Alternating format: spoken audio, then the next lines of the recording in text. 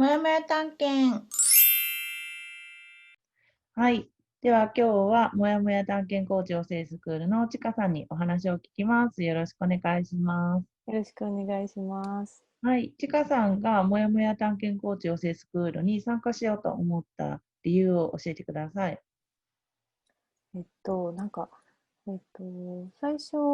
ブルーンさんのことをインスタで知ったんですけど、うん。なんかそのモヤモヤ探検っていう言葉にちょっと惹かれて、なんかその時は私もなんかこう恋愛もあのうまくいかず、仕事もうまくいかず、なんか何をやってもすっごいいつもモヤモヤしてて、なんか一人じゃどうしていいかわからなくって、それでルンさんの体験セッションに参加して、面白そうと思って入りましたね。はい。ありがとうございます。恋愛のこととかうん。でいろいろもやもやしてたってことだったんですけど、具体的に言うと、そのもやもや探検コーチ養成スクールに参加する前のチェカさうん。んの心の状態ってどんな感じだったか教えてください。えっと、うんと、アメリカに彼がいて、ですごい超遠距離だったので、時差とかもあったし、話したい時に話せなかったり、すごいすれ違うようになって、なんかもう結婚しようとか言ってたんですけど、なんかそれが気づいたら、なんかこう、ちょっと距離を置こうかみたいになって、それでもうなんか、なんだろう、もうどうしていいかわかんないみたいな状態になって、で、その時、大学院に私通ってたんですけど、その大学院の研究も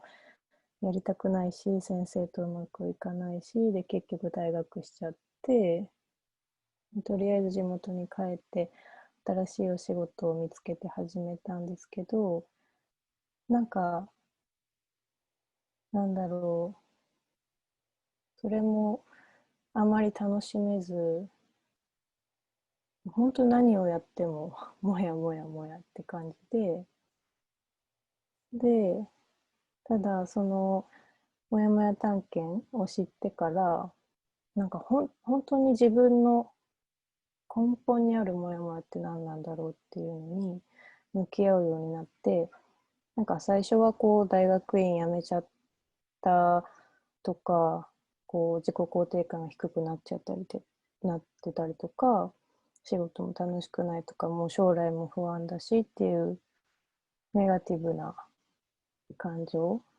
にこうすごい目が向きがちだったんですけど、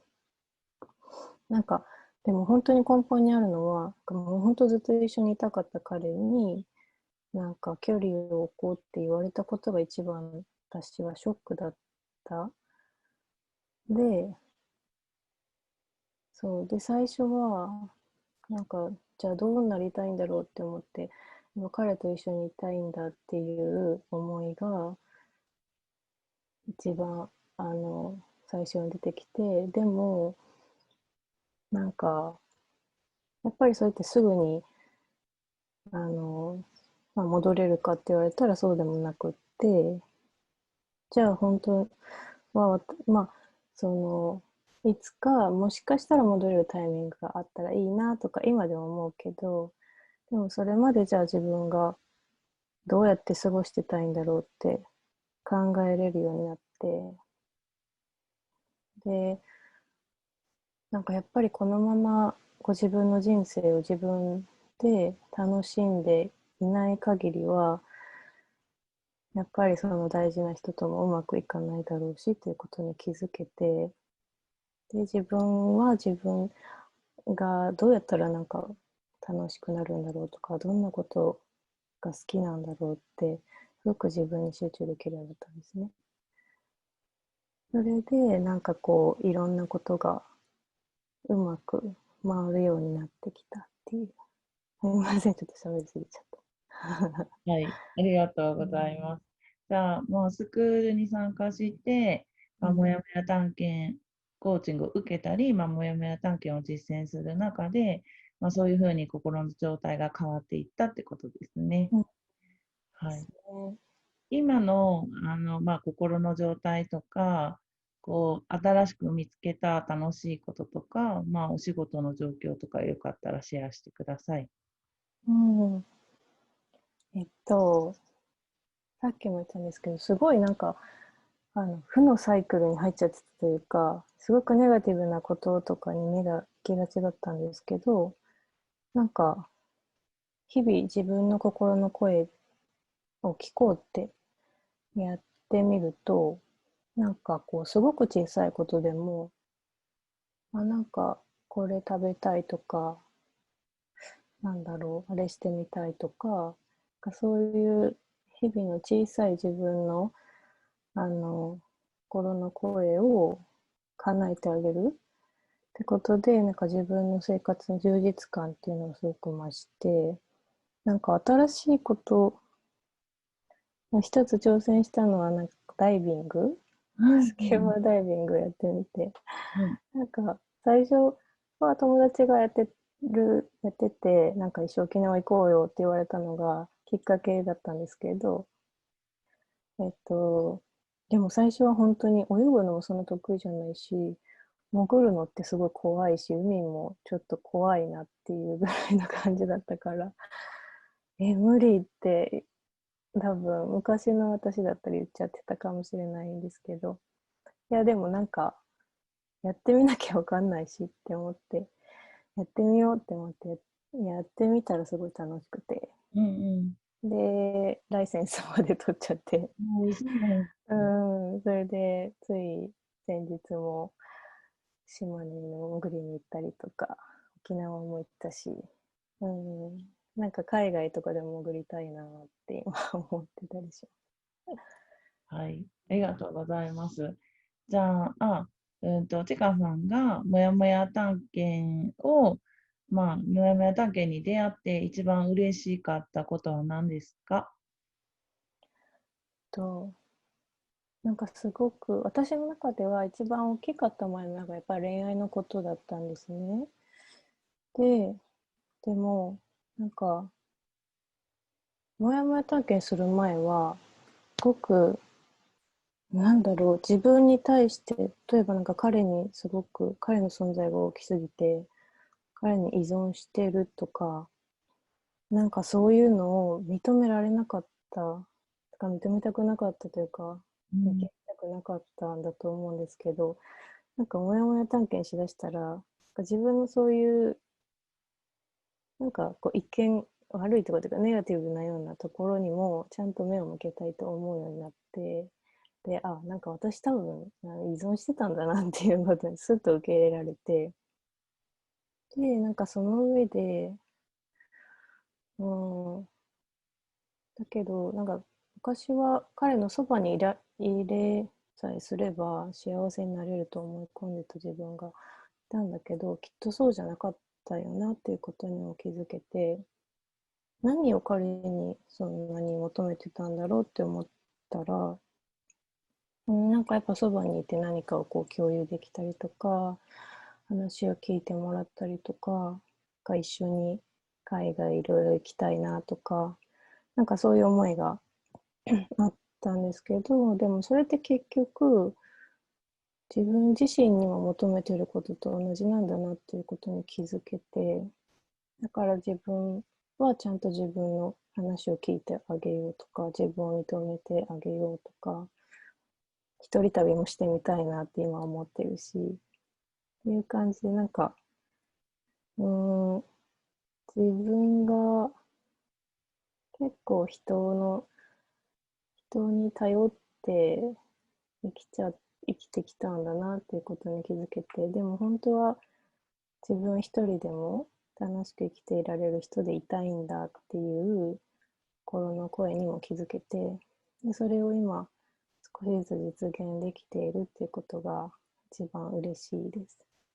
はい。ありがとうございます。じゃあ、もし、ちかさんがもやもや探検でやってなかったら、